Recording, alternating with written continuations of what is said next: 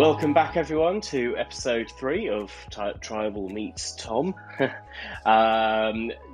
those sort of coming through these episodes, you might have just watched our previous episode around sort of moving from transactional to experiential, and even our first episode around global. But really pleased to welcome you into this episode.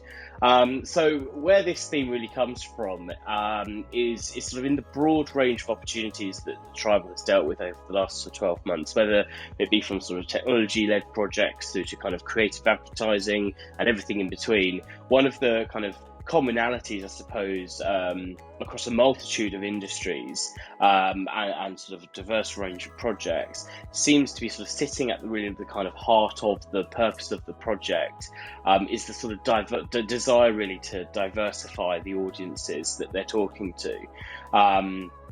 The classic challenge here really being sort of how to become relevant to, I suppose, new or more diverse demographics without necessarily alienating your sort of established customer groups. Not a new challenge, a very ongoing challenge for most brands. But Tom, obviously kind of quite uniquely in your industry, I was keen to sort of get your take, I suppose, on this sort of, I suppose, in terms of how the travel customer has changed. How are we seeing new types of travel customers? What is Lonely Planet doing to address these new types of customers? Talk us through all of that, if you will. This is a really, really interesting area, not just for Lonely Planet, but I think for everybody in the travel space, in the content space, in the media space, in every space actually. But I suppose I'll talk about the ones that I'm most connected to. First and foremost, I think if you take a curious view as to the experience that different audiences have and different types of people have from whatever background they have when they go traveling, those experiences are very different depending on who that person is and where they go.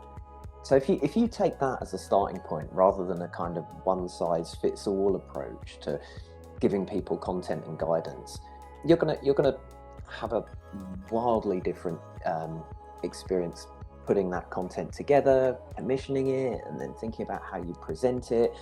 And there are a lot of different variables in that. Finding commonality and common ground, I think, is one point, and also working out when to really tease out some of those differences and dive into them when you're giving guidance. And I think that then inevitably immediately sinks the question of, well, who is it who is giving that guidance? And one of the things that I think it's incumbent on everybody in the world of travel is to really sort of spread the word that it's a cool thing to do. Whether you're traveling at home or whether you're going overseas or however you're doing it, we do want more people to do it. We want, post-pandemic, we want to encourage more people to do it, even if those people who've done it before still really want to. One of the ways that I think you do that is you are empathetic and you are curious about the experiences that different people have. That's one thing. I think the second thing is, and I won't be saying anything that's radically new in this, but representation feels very, very important. Representation of people from different backgrounds in, particularly in images, photography that you're commissioning and what you're setting up. That feels really important. It's been an area where we feel like there's still a long way that us and other people can go in that respect. And I think the other one is thinking about different age demographics as well. Lonely Planet is a brand which has been going for nearly 50 years. In some ways, the affection of the audience that we've had for a lot of that time is still very strong. But there is a lot more competition for audiences' attention and affection from people who are maybe starting to travel now or have been traveling for 5 or 10 years than people who've been doing that for a longer period of time. And so you have to think very hard about, clearly which things like social media channels you're present in, but also the sort of experiences that you're suggesting, the sort of partnerships that you make, and the way in which you're engaging with those different audiences.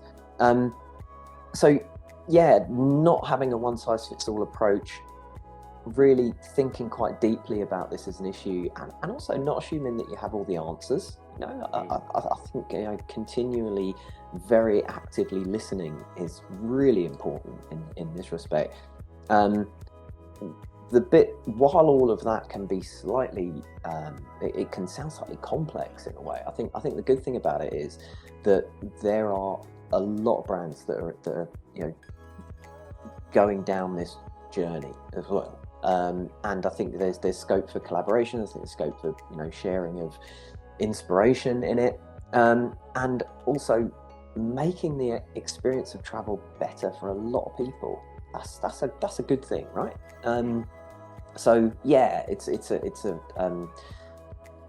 a really, really important topic for us at the moment. Definitely, and I know we've sort of touched on this in previous episodes, but I mean, what are some of the kind of shifts that you've seen, I suppose, from an audience perspective, but also from kind of what content those audiences are wanting to access? I suppose that's pretty much driven by the broader sort of travel trends that we're seeing. What have you seen though, and also I guess, have you got any predictions for 2022 and beyond as to kind of how those attitudes and behaviours will shift? Well, I know we've spoken in previous episodes about things like domestic travel, and environmental conscience when it comes to going to different places, and I think they're very important ones to just restate up front.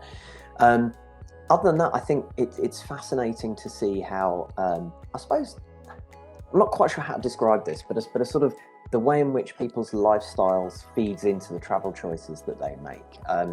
We publish a lot of content for people who might be doing, things like traveling with their camper van, lots of activities, adventures, cycling, hiking, the kind of thing that you might have put sort of over in a little bit of a niche in the past feels very much front and center to how people want to travel and want to experience the world in quite large numbers.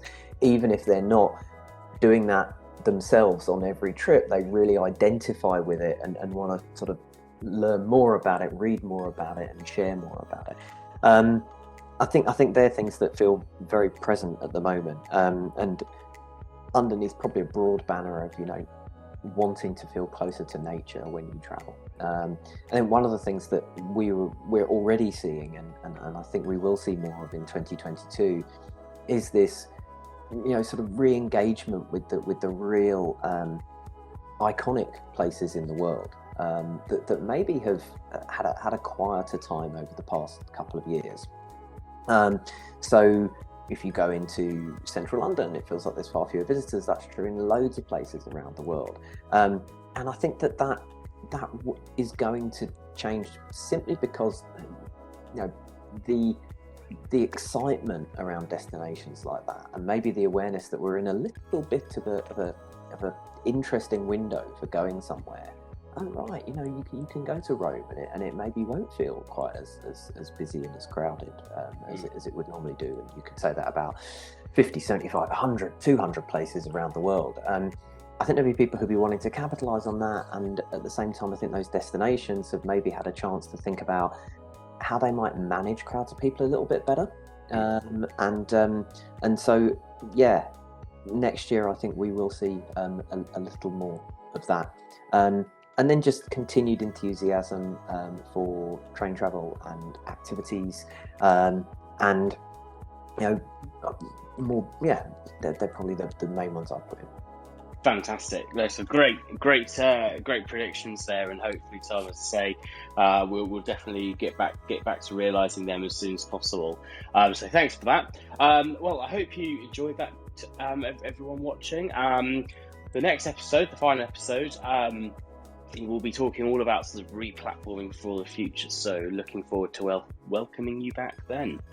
But for now, take care.